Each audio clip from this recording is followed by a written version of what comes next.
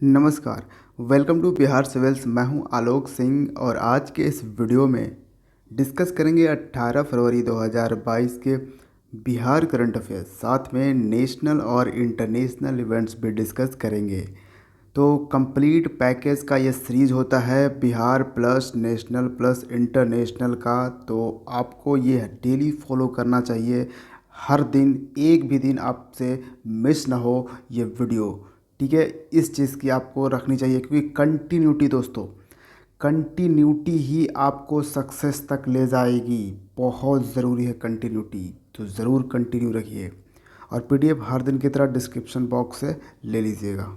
और पूरे महीने का अगर कंपाइलेशन पीडीएफ चाहिए तो उसके लिए आपको टेलीग्राम चैनल ज्वाइन कर लेना है, ठीक है। वहाँ आपको मैं मंथली वाइज वो पीडीएफ दे देता रहता हूँ।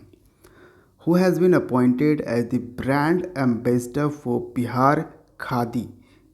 बिहार खादी के लिए ब्रांड एम्बेसडर के रूप में किसे नियुक्त किया गया है? तो ये हैं famous Bhojpuri actor Manoj Tiwari. Option B is the correct answer.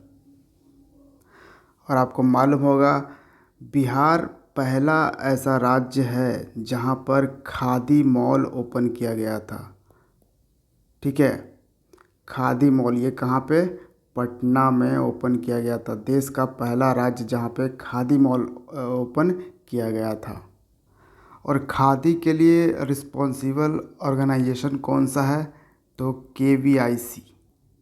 आपको मालूम होगा ये सेंट्रल गवर्नमेंट का ऑर्गेनाइजेशन है, khadi and village industries commission, जिसके अभी हेड कौन है? चेयरमैन आप कह सकते हो विनय कुमार सक्सेना, ठीक है। आपको हेड क्वार्टर KVIC का मिलेगा मुंबई में। जी हाँ, मुंबई में आपको KVIC का हेड क्वार्टर मिल जाएगा।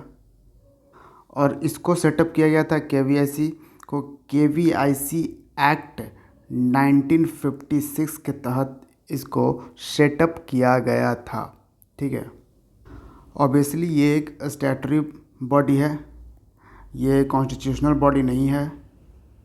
और रिसेंटली पटना म्यूनिसिपल कॉरपोरेशन का गुडविल एम्बेसडर, क्या गुडविल एम्बेसडर किसे नियुक्त किया गया है, किसे अपॉइंट किया गया है? तो फेमस एक्टर संजय मिश्रा को, ठीक है। इतना ही नहीं, पटना को स्वच्छ रखने के लिए, अवेयरनेस फैलाने के लिए 6 सेलिब्रिटीज़ को अपॉइंट किया गया है एज ब्रांड एम्बेसडर, ठीक है। संजय मिश्रा को गुडविल एम्बेसडर और ये ब्रांड एम्बेसडर के तौर पे, तो ये भी याद रखिएगा। और यहाँ पे मनोज तिवारी को अपॉइंट किया गया है बिहार खादी को प्रमोट करने के लिए। और एक एक्टर हैं पंकज त्रिपाठी, ये बिहार से बिलोंग करते हैं। इनको हाल ही में अपॉइंट किया गया था फिनो पेमेंट बैंक का brand ambassador. Next question, former chief minister of Bihar Karpoori Thakur is also known as, Bihar के पूर्व मुख्यमंत्री कर्पूरी ठाकुर को इस नाम से भी जाना जाता है। तो क्या कहा जाता था कर्पूरी ठाकुर को? जननायक। Option B is the correct answer, ठीक है। ये न्यूज़ में इसलिए थे कि हाल ही में इनकी डेथ एनिवर्सरी मनाई गई है, यानी कि पुण्यतिथि, ठीक है। मुख्यमंत्री जो हमारे हैं उन्होंने अभी मनाया है और इनकी डेथ एनिवर्सरी 17 फरवरी 1988 को इनका डेथ हुआ था। तो 17 फरवरी को हम इनकी पुण्यतिथि मनाते हैं। कहाँ हुआ था? पटना में इनका डेथ हुआ था। और इनका जन्म कहाँ पे हुआ था? तो 24 जनवरी 1924 को इनका जन्म हुआ था। कहाँ पे? समस्तीपुर ज़िले में। पिछले महीने ही एक और हमारे फॉर्मर चीफ मिनिस्टर का बर्थ एनिवर्सरी मनाया गया है। 99th बर्थ एनिवर्सरी मनाया गया है 14 जनवरी 2022 को, ठीक है। और ये कौन है? बिंदेश्वरी दुबे। तो ये भी आपको याद रखनी है। Name the app launched by WHO south east Asia region SEAR to help quit tobacco in all forms. तो WHO दक्षिण पूर्व एशिया क्षेत्र द्वारा सभी रूपों में तंबाकू छोड़ने में मदद करने के लिए लॉन्च किए गए ऐप का नाम बताएं। तो कौन सा ऐप लॉन्च किया गया है? ये वर्ल्ड हेल्थ ऑर्गेनाइजेशन ने नहीं, बल्कि वर्ल्ड हेल्थ ऑर्गेनाइजेशन का जो साउथ ईस्ट एशिया रीजन है ना, उसने लॉन्च किया है। तो ये ऐप कौन सा है? ये ऐप है quit tobacco app. Option A is the correct answer, यानी कि तंबाकू को छोड़ने का इसमें प्रावधान दिया जाएगा इस ऐप में। तो WHO south east Asia reason की हेड कौन है, डायरेक्टर कौन है, रीजनल डायरेक्टर कह सकते हैं, वह हैं पूनम खेत्रपाल। और इन्होंने ही इस ऐप को लॉन्च किया है, पूनम खेत्रपाल ने।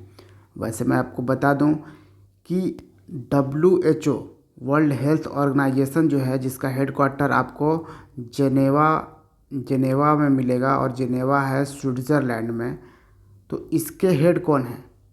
इसके हेड हैं टेड्रोस आधानोम। ये हैं हेड या डायरेक्टर जनरल आप कह सकते हो। Next question, which country will host the G20 summit in 2023?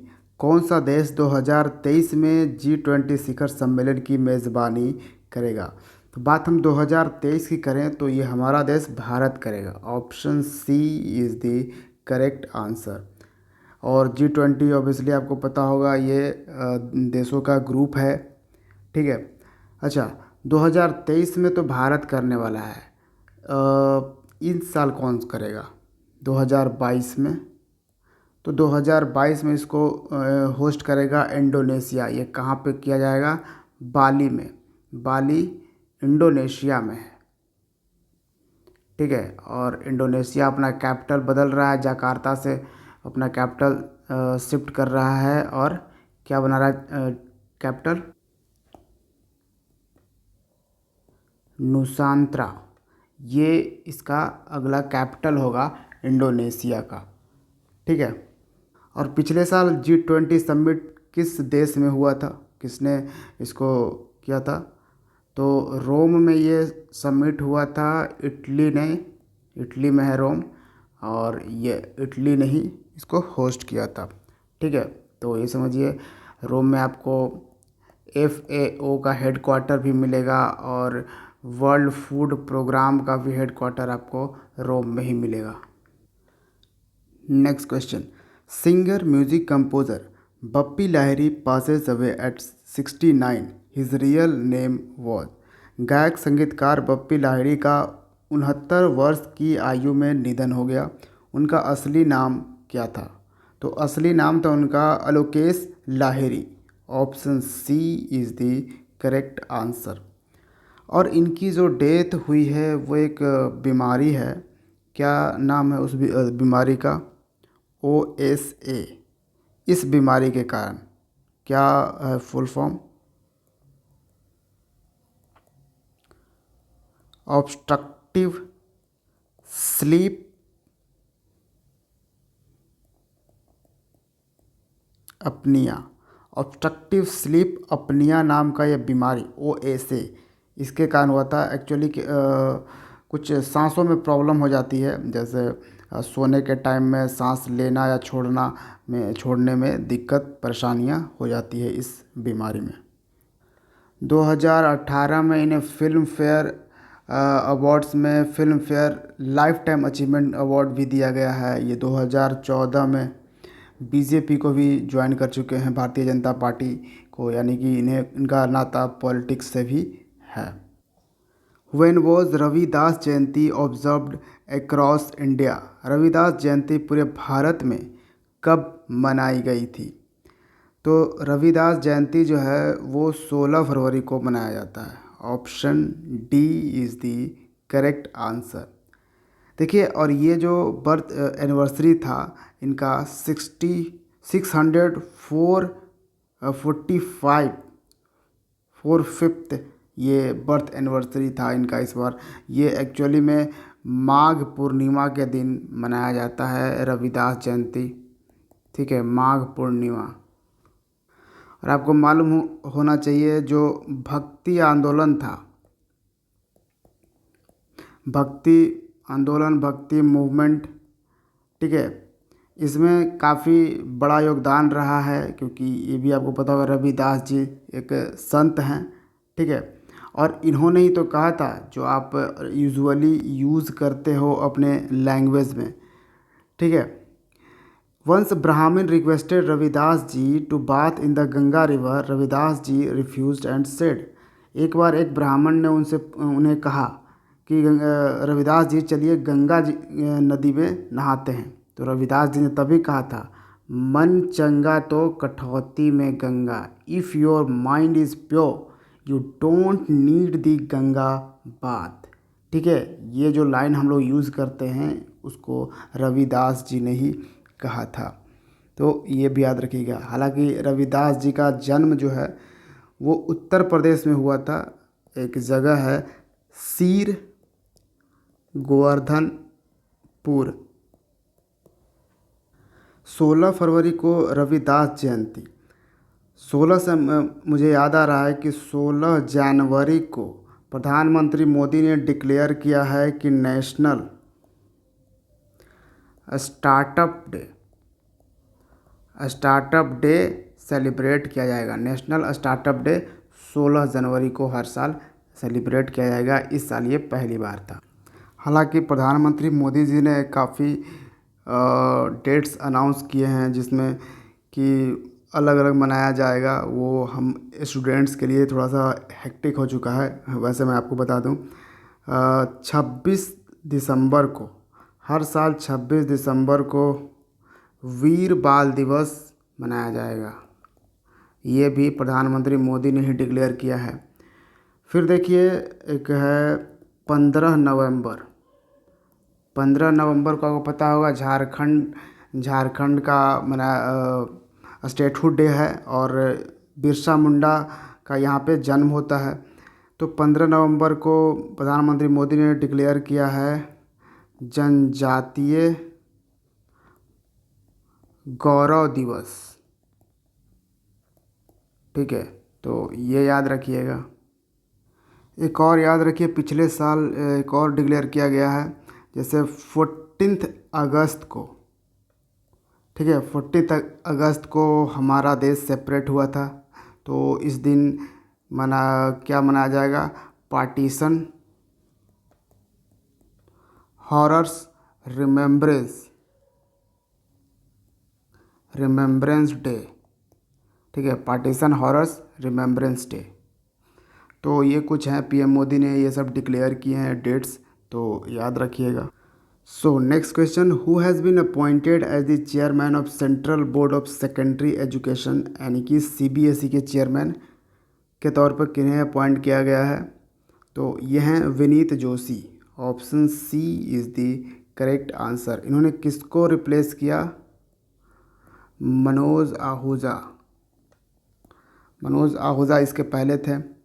Vineet Joshi जो हैं वो 1992, ठीक है, 1992 बैच के आईएएस ऑफिसर हैं, तो ये भी आपको याद रखनी है। और जो विनीत जोशी हैं वो प्रेजेंट में डायरेक्टर जनरल हैं किस चीज़ का? एनटीए का। एनटीए है national testing agency. Next question, the ministry of tribal affairs has sanctioned 2 crores 26 lakh rupees for Medaram Jatara the traditional festival of which state? तो जो मिनिस्ट्री ऑफ ट्राइबल अफेयर्स है यानी जनजातीय मामलों के मंत्रालय ने किस राज्य के पारंपरिक त्यौहार मेदरम जतारा के लिए 2 करोड़ 26 लाख रुपए मंजूर किए हैं? तो बेसिकली आपसे पूछ रहा है कि ये मेदारम जतारा जो फेस्टिवल है वो किस राज्य में मनाया जाता है। तो ये मनाया जाता है तेलंगाना में। Option A is the correct answer. आपको पता होगा सबसे न्यूएस्ट राज्य है जो कि आंध्र प्रदेश से अलग हुआ है, तेलंगाना। ठीक है, तो ये याद रखिएगा। और ये जो फेस्टिवल है मेदरम जतारा, ये फेस्टिवल एक गांव है। ठीक है, तेलंगाना में मेदरम गांव ही है, गांव का ही नाम है मेदरम। यहीं पे ये फेस्टिवल सेलिब्रेट किया जाता है, मेदरम जतारा। और किस डिस्ट्रिक्ट में मिलेगा? तेलंगाना के मुलुगु डिस्ट्रिक्ट। ठीक है, तेलंगाना के मुलुगु डिस्ट्रिक्ट में मिलेगा। अच्छा, एक और यहाँ से क्वेश्चंस अराइज हो सकता है कि ये जो फेस्टिवल है पर्टिकुलरली मेदारम जतारा, इसको कौन सी ट्राइब सेलिब्रेट करती है? मोस्ट इम्पोर्टेंट क्वेश्चन ये है, कोया ट्राइब। कौन सा ट्राइब? कोया ट्राइब ये इसको सेलिब्रेट करती है। किस भगवान के लिए ये सेलिब्रेट किया जाता है? तो देवी समक्का।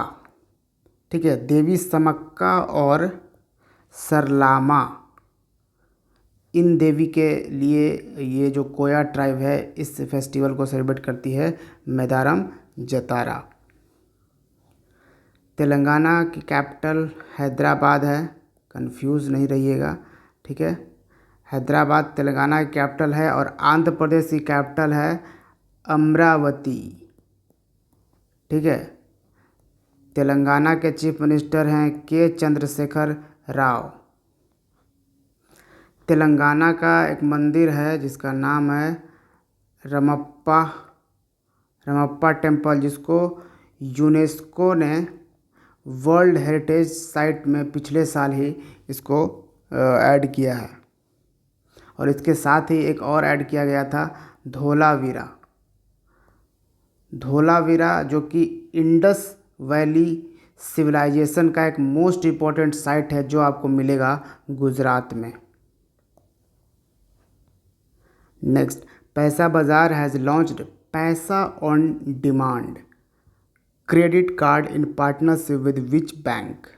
पैसा बाजार ने किस बैंक के साथ साझेदारी में पैसा on demand credit card launch किया है? पैसा बाजार एक कंपनी है, ठीक है, ऑनलाइन कंपनी। तो ये किसके साथ ये पार्टनरशिप कर रही है पैसा ऑन डिमांड क्रेडिट कार्ड के लिए? तो ये बैंक है RBL. Option B is the correct answer. RBL होता है Ratnakar bank limited. Next, which country is hosting badminton Asia team championship 2022?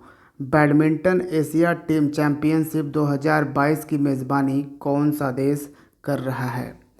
तो ये देश है Malaysia. Option C is the correct answer. और इसमें इंडियन मेंस बैडमिंटन टीम को कौन लीड करेगा, कौन कैप्टन रहेगा? लक्ष्य सेन। और विमेंस टीम को, इंडियन विमेंस टीम को कौन लीड करेगा? मालविका बंसोड़। मलेशिया की कैपिटल कुआलालंपुर और करेंसी रिंगिट।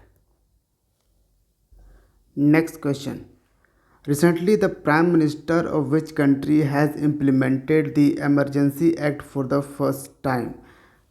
तो हाल ही में किस देश के प्रधानमंत्री ने पहली बार आपातकालीन अधिनियम लागू किए हैं? तो काफ़ी वक्त बाद कोई यूरोपियन कंट्रीज़ में इस तरह से इमरजेंसी देखने को मिल रहा है, क्योंकि आपको मालूम होगा कि जो अफ्रीकन कॉन्टिनेंट में जो कंट्रीज़ हैं उन पे तो हमेशा तख्ता पलट वगैरह होती रहती है, इमरजेंसी वगैरह लगती हटती रहती है, लेकिन यूरोपियन कंट्रीज़ पे ये देखने को बहुत ही कम मिलता है, क्योंकि थोड़ा स्टेबल होते हैं यूरोपियन कंट्रीज़। ठीक है, लेकिन इस बार लगी है और ये कंट्री है Canada. Option B is the correct answer. देखिए हुआ क्या है यहाँ पे, ये मान लीजिए ये बॉर्डर है, ठीक है। ये साउथ में यहाँ पे आपको ये कनाडा मिलेगा, ये यूएसए अमेरिका, और ये जो बॉर्डर है, ये जो लाइन है, इसको हम क्या बोलते हैं? 49th पैरेलल, ठीक है। जैसे 49th पैरेलल, जैसे नॉर्थ कोरिया और साउथ कोरिया, इसके बीच का जो लाइन है दोनों को अलग करता है, उसको क्या बोलते हैं? 38th पैरेलल बोलते हैं। उसी तरह से यूएसए और कनाडा को अलग करता है जो लाइन, जो बॉर्डर है, उसको 49th पैरेलल बोलते हैं। तो जो ट्रकर्स हैं उन्होंने यहीं पे कुछ कुछ जगहों पे बिल्कुल बैन कर दिया है, न ट्रेड जा रहा है, न ट्रेड आ रहा है, कुछ भी व्यापार यहाँ पे हो नहीं रहा है। ट्रकर्स यानी कि जो ट्रक चलाने वाले लोग हैं, उन्होंने ये यहाँ पे कनाडा के लोग हैं जो इसको चौक कर दिया है, इस पूरे बॉर्डर को, ठीक है। और उनकी डिमांड, वैसे तो नॉर्मली डिमांड है कि जो कनाडा के प्रधानमंत्री हैं, प्राइम मिनिस्टर जस्टिन ट्रूडो, उन्होंने ये लागू कर दिया है कि बिना वैक्सीन के आप ट्रेड वगैरह नहीं कर सकते, मतलब vaccine is compulsory, Covid vaccine. लेकिन कहा जा रहा है कि सिर्फ यही रीज़न नहीं है, इन लोगों के स्ट्राइक का बहुत सारे रीजंस यहाँ पे देखने को मिल सकते हैं। तो ये मामला भी यहाँ पे है, ठीक है। तो ये चीज़ें समझिएगा। Next question, how many companies of Chinese origin have been banned by the government of India? तो भारत सरकार ने चीनी मूल की कितनी कंपनियों को प्रतिबंध किया है? तो काफ़ी सारे ऐप्स, चाइनीज़ ऐप्स बैन हो चुके हैं, फिर से हुए हैं। फिर से 54 चाइनीज़ ऐप को बैन किए गए हैं। Option C is the correct answer. इसके पहले भी एक बार 118 ऐप को बैन किया गया था, फिर 47, फिर 59, इस तरह से काफ़ी सारे ऐप्स, जो चाइनीज़ ऐप्स भारत के मार्केट में बहुत ही डिमांड में थे, उन सबको बैन कर दिया गया है। और सबसे बड़ी ऐप इसमें जो थी वो थी टिकटॉक। सबसे बड़ी जनसंख्या टिकटॉक की थी यहाँ पे भारत में। तो ये था आज का वीडियो करंट अफेयर्स का। उम्मीद है आपको पसंद आया होगा, तो वीडियो को लाइक करिएगा, दोस्तों के साथ शेयर कीजिएगा, और अब तक सब्सक्राइब नहीं किया है तो बिहार सिविल्स को सब्सक्राइब कीजिएगा। Thank you for watching Bihar civils. See you in the next video. जय हिंद।